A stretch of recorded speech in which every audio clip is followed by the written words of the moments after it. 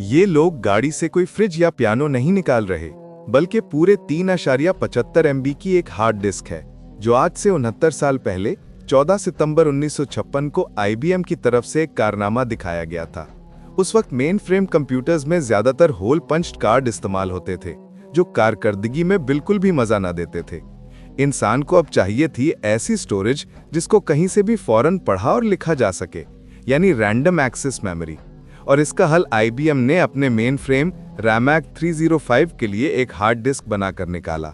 ये RAMAC 350 hard disk 1000 kilogram की थी, जिसमें 2 फुट कुतर के 50 मकनातीसी प्लेटर्स थे जो 1200 RPM पर घूम सकते थे। इस डिस्क पर डाटा को किसी भी जगह सिर्फ 800 मिलीसेकंड में हासिल किया जा सकता था, जो इससे पहले आधा दिन या उससे भी ज्यादा लगता था। इस डिस्क का कमाल ये था कि अब 64,000 पंच कार्ड्स के बराबर डाटा को कहीं से भी रैंडमली 1 सेकंड से भी कम वक्त में हासिल किया जा सकता था।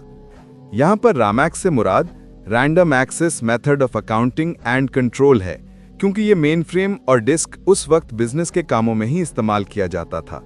इसके पहले कस्टमर्स में New York university, naval shipyard, United airlines, Pfizer और 3M शामिल थे।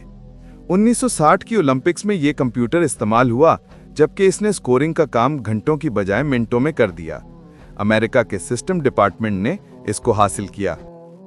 50 की दहाई में टेराबाइट स्टोरेज की कीमत $1 खरब थी, जो अब तकरीबन $50 है।